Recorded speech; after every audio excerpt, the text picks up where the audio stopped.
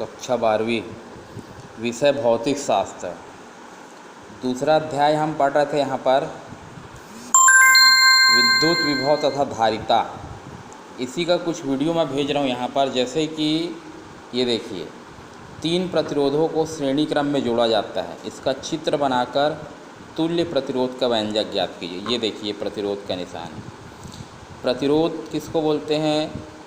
चालक धारा के प्रवाह में जो रुकावट डालता है उसको हम बोलते हैं प्रतिरोध।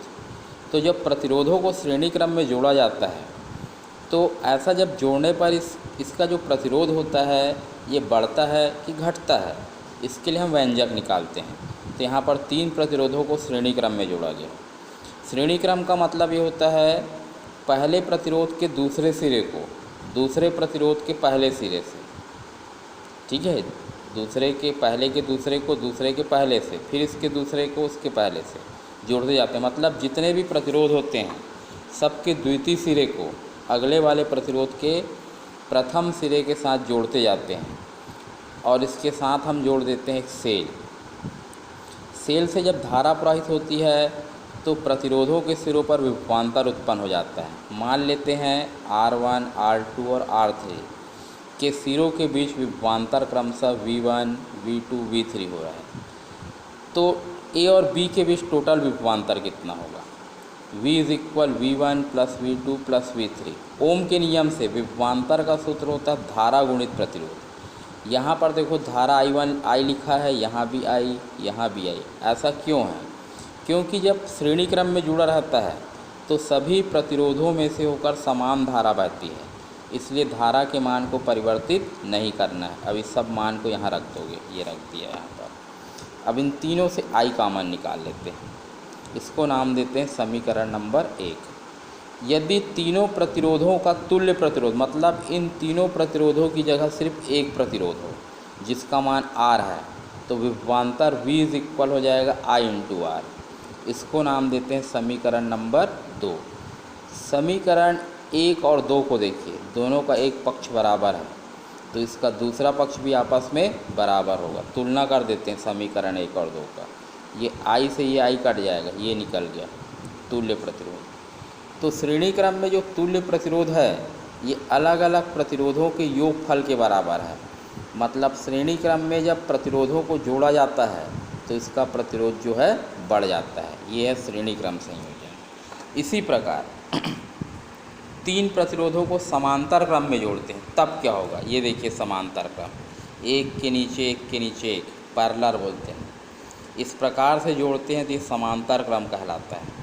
सभी प्रतिरोधों का एक सिरा एक बिंदु A से और दूसरा सिरा जो है ये दूसरे बिंदु B से जुड़ना चाहिए। फिर इसमें धारा प्रवाहित करते हैं। धारा प्रवाहित करेंगे तो A पर से 3 भागों में बढ़ जाएगा। प्रतिरोध R1 की तरफ I1, प्रतिरोध R2 की तरफ I2, प्रतिरोध R3 की तरफ I3। यहाँ पर विभवांतर तीनों प्रतिरोधों का सेम होगा। क्यों? क्योंकि तीनों प्रतिरोध सेम बिंदुओं से जुड़े हुए हैं। विभवांतर का मतलब होता है परिपथ के 2 बिंदुओं के बीच विभव का अंतर। तो देखिए पहला बिंदु A और B के बीच जुड़ा हुआ है, दूसरा प्रतिरोध भी A और B के बीच जुड़ा हुआ है, तीसरा प्रतिरोध भी A और B के बीच जुड़ा हुआ है। तो समान बिंदुओं से जुड़े होने के कारण इसका विभवांतर एक समान होगा, लेकिन धारा यहाँ पर अलग अलग। तो यहाँ पर हम कुल धारा सूत्र से निकालते हैं। I = I1 + I2 + I3। ओम के नियम से धारा I = होता है V/R। तो R के स्थान पर R1 V1 नहीं लिखोगे क्योंकि विभवांतर तीनों प्रतिरोधों में समान है। इसको यहाँ रख दिए, तीनों से V कॉमन निकाल लिए। इसको नाम देते हैं समीकरण नंबर 1 नाम देंगे। इसको रहने दो 1। A और B के बीच तुल्य प्रतिरोध R है तो I = हो जाएगा V/R। दोनों की तुलना कर देते हैं, V से V कट गया, ये प्रतिरोध का सूत्र निकल गया। तो समांतर क्रम में हुआ गया यहाँ पर तुल्य प्रतिरोध का जो व्युत्क्रम होता है ये अलग अलग प्रतिरोधों के व्युत्क्रमों के योगफल के बराबर होता है। मतलब प्रतिरोध यहाँ पर कम हो जाएगा, श्रेणी क्रम में बढ़ता है और समांतर क्रम में प्रतिरोध जो होता है वो हो जाता है कम। आइए अब हम पढ़ते हैं समांतर प्लेट संधारित्र की धारिता के लिए व्यंजक। तो समांतर प्लेट संधारित्र क्या होता है? ये धातु की एक प्लेट है जिसको प्लस क्यू आवेश दिया गया है, तो पूरा आवेश इसके पृष्ठ पर एक समान रूप से फैल जाएगा। स्थिर विद्युत प्रेरण के कारण दूसरे प्लेट के पास वाले तल पर होगा ऋण आवेश और दूसरे तल पर होगा धन, लेकिन इसका संपर्क पृथ्वी से है करके पूरा प्लस जो है ये पृथ्वी में चले जाएगा। इसकी धारिता के लिए सूत्र निकालना है। तो सबसे पहले हम प्लेटों के बीच में विद्युत क्षेत्र की तीव्रता निकालते हैं।